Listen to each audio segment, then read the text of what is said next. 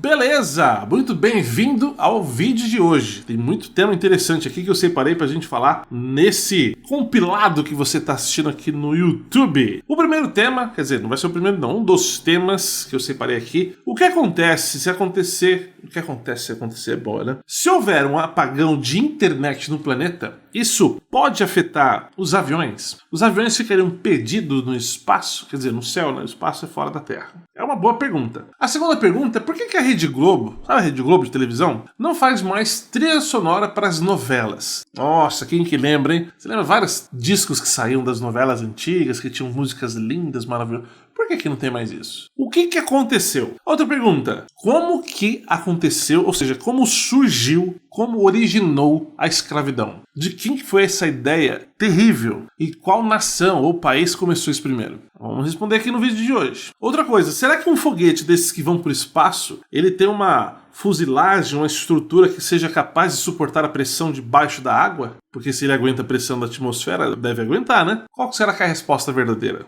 Eu acho que... Não, tem mais um tema aqui, ó. Será que o sal é encontrado no mar, no oceano, nos marzão da vida aí? Será que o sal é encontrado ali? Ele pode ser utilizado diretamente na cozinha como um condimento? Eu posso salgar a minha carne com sal tirado direto do mar, direto do oceano? Fica aqui nesse vídeo de hoje que ele vai ser completo de muitas informações legais, muitas perguntas, muitas dúvidas e curiosidades. Vamos começar aqui com o primeiro tema. Adriano, olha que pergunta legal do Luiz Faria Lima. Olha só, Adriano, o sal encontrado no mar, ele pode ser usado diretamente na cozinha como um condimento? Ou ele tem realmente que passar por um processo antes? Bom, pergunta muito boa, gostei. Mas na verdade sim, o sal retirado do oceano ou do mar, ele precisa passar por um processo aí de purificação ou de refinamento. Isso acontece porque o sal retirado da água, quando ela evapora, né, a água para tirar o sal, a água tem que evaporar, e aí fica só o sal, né? Ele tá cheio de impurezas. Nele tem, resíduos orgânicos, partículas de areia e muitos outros minerais que não são saudáveis para o corpo humano. Quer dizer, para o consumo humano, não faz bem. Além disso, também pode conter diversos micro-organismos ou até substâncias que prejudicam a nossa saúde. Então, por isso que nós compramos os nossos sal ou sais direto no mercado, porque ele vem refinado, tirado todas as impurezas. Não dá simplesmente para você utilizar o sal retirado do mar diretamente. Não pode, vai fazer mal, você pode até morrer por causa disso. Então todo sal refinado ele passa por um processo de lavagem e purificação, retirando toda a impureza física presente nele e até mesmo as purezas biológicas. Tem muita coisa de pele, é nojenta coisa. Então esse é o processo de refinamento. Ele deixa assim os cristais, tornando o sal cada vez mais puro. E claro, por fim, no processo de refinamento do sal, ele é adicionado uma coisa chamada iodo. Por quê? Por que coloca iodo no sal? Bom, a resposta é, aqui no Brasil é obrigatório adicionar iodo no sal para prevenir problemas com uma coisa chamada bócio, que é justamente causada pela falta do iodo, que é o nutriente. Então se a gente não consome iodo, a gente fica tendo bócio. É claro que existem diversos tipos de sais marinhos que não são necessariamente tão refinados quanto o sal de cozinha, mas mesmo assim eles ainda são tratados. Então não dá para tirar o sal do mar e utilizar na sua cozinha ou na sua carne direto, você vai morrer. Adriano, um foguete desses que tem capacidade de ir para o espaço, ele também teria capacidade de suportar pressão debaixo do mar? Ou seja, debaixo do oceano, ali na parte mais profunda que tem? Boa pergunta, enviado também pelo Luiz Faria Lima. Ele perguntou por que os foguetes aguentam aquela alta temperatura da atmosfera, né, aquele atrito, então ele deve aguentar o fundo do mar. A verdade que é não. Os foguetes não são construídos para suportar a pressão debaixo d'água. Isso acontece porque a pressão no vácuo, ou seja, no vácuo do espaço, ela é mínima, ou seja, quase zero. Não tem pressão, não tem atrito com o ar, não tem pressão do ar, não tem nada disso. Ou seja, o foguete é preparado com materiais bem leves e não tão resistentes assim. Justamente, eles precisam ser leves para poder fazer com que eles vençam a gravidade de uma maneira mais eficaz, gastando até menos combustível. E como no espaço, como eu acabei de dizer, não tem ar, não tem por que fazer uma estrutura reforçada. Já por um outro lado, no fundo do mar, vamos dar um exemplo aqui na Fossa das Marianas, que é o lugar mais profundo dos mares, quer dizer, dos oceanos, tendo aí mais de 11.000 metros de profundidade. Lá no fundo da Fossa das Marianas, a pressão já é absurda, é uma pressão muito alta. Então, no caso, aí tem que ser um submarino preparado para atividades abissais, que são profundas. E no caso aí, eles teriam um volume, né, uma massa, quer dizer, uma densidade muito maior do que qualquer espécie de foguete já criado. Então, a força que um submarino precisa para resistir a essa pressão tem que ser suficiente para resistir, por exemplo, até marquei aqui para não esquecer, suportar 8 toneladas, que é o peso de um caminhão, por metro quadrado do casco. Então, no caso do foguete, ele não tem condições de suportar isso, ele romperia. Agora, esses submarinos que são para atividades abissais, ele precisa suportar, o casco dele no caso, precisa ter uma grossura suficiente para aguentar um peso de um caminhão por metro quadrado. Imagina a loucura que é isso. Então, respondendo a pergunta, o foguete ele é feito de um material leve e praticamente muito sensível quando falado à pressão. O espaço não tem pressão, então ele não tem por que fazer um material que resista a isso. Agora, para colocar no fundo do mar, aí a conversa muda, né? Olha que pergunta boa enviada pelo William. Adriano, como que começou a escravidão? Quem teve a ideia de começar a fazer isso? Ou seja, qual país se originou a escravidão?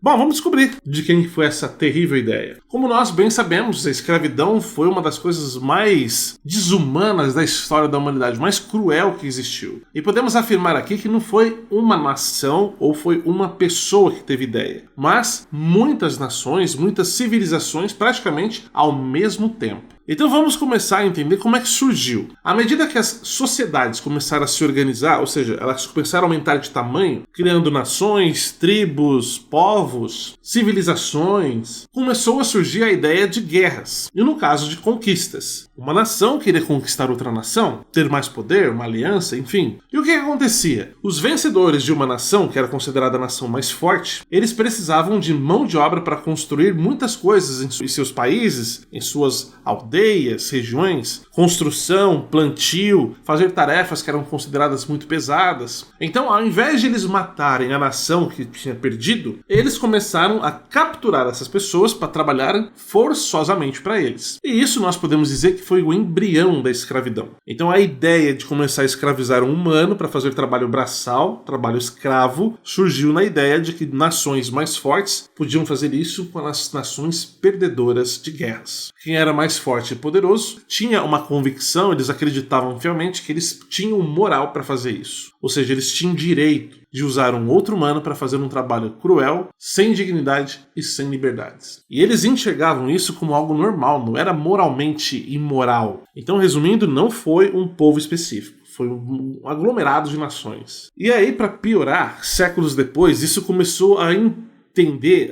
ou seja, a se desenvolver como algo comercial, a nível global, para piorar. E aí tudo começou com os europeus, que começaram a capturar muitas pessoas, principalmente da África, para trabalhar em diversas plantações que eram conquistadas, invadidas nas Américas. Eles faziam principalmente trabalho para açúcar, café e algodão. E essa foi considerada uma das formas mais brutais de escravidão da história. Justamente porque envolveu milhões de pessoas que eram arrancadas de suas terras e tratadas como mercadorias. Então podemos dizer que a escravidão surgiu da ganância do ser humano, do desejo de poder e da necessidade de mão de obra. E eu vou falar para você uma coisa de coração. As pessoas que participaram disso, de escravizar um ser humano para os seus próprios interesses, eu espero que essas pessoas tenham um julgamento muito pesado da parte de Deus. Na verdade, eu tenho certeza que isso vai acontecer. E eu não queria estar na pele deles. Adriano, por que a Rede Globo não faz mais trilha sonora das novelas? Ótima pergunta, enviada pelo Melques Sonorização.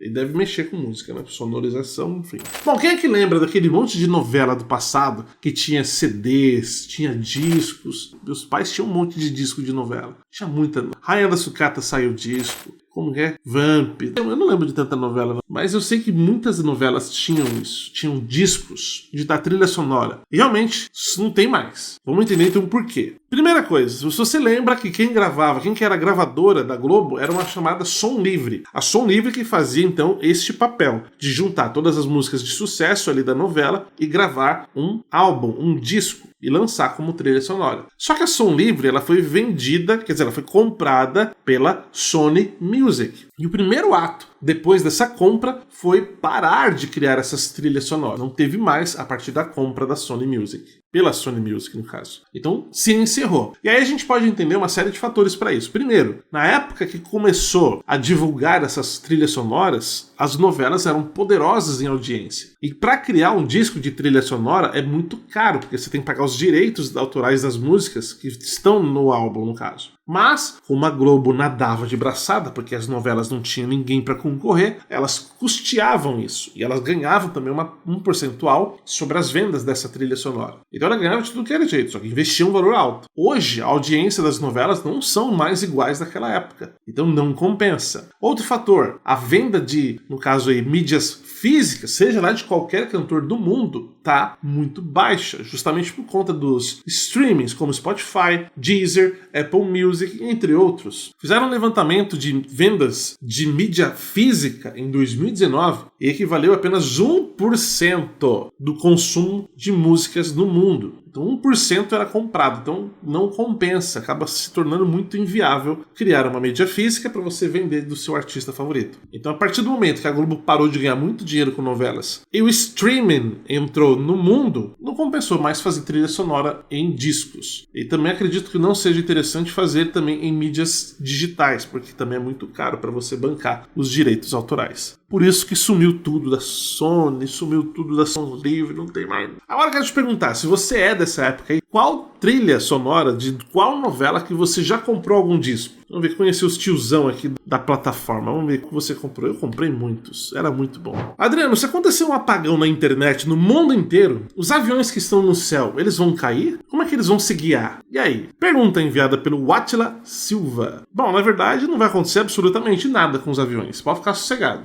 Primeiro, que os aviões que eles se identificam a localização ali por meio de GPS. E o GPS, eles vêm do satélite direto para um instrumento que está no avião. E eles não dependem de internet para funcionar. Então, mesmo que a gente encerrasse a internet no mundo inteiro, os aviões conseguiriam continuar voando normalmente. A comunicação dos aviões com as torres de comando também são por meio de rádios. Não se usa a internet. Hoje, para um piloto, vamos dizer assim, são poucas funções que ele ativa aí por meio de internet. Por exemplo, uma das principais que a gente pode dizer que faria falta é a previsão do tempo em tempo real. Por exemplo, se ele vai para um determinado país ou estado, ele consegue confirmar a temperatura e se o tempo está bom ou o tempo está chuvoso, fechado, aberto, pela internet. Coisa que ele consegue observar em tempo real. Então isso faria falta, porque ele não teria mais esse acesso se caso a internet desse uma pane geral do mundo inteiro. Mas isso também não é o de menos, não é o essencial, né? É de menos isso. Se ele voar lá, estiver chovendo, ele dá umas 2, 3 voltas, senão ele vai para o aeroporto mais próximo. E ele consegue fazer isso com o GPS, que não precisa de internet. Então, respondendo essa pergunta, não, os aviões não vão cair, não vai acontecer absolutamente nada com eles, pois eles podem fazer qualquer tipo de situação sem internet. Além disso,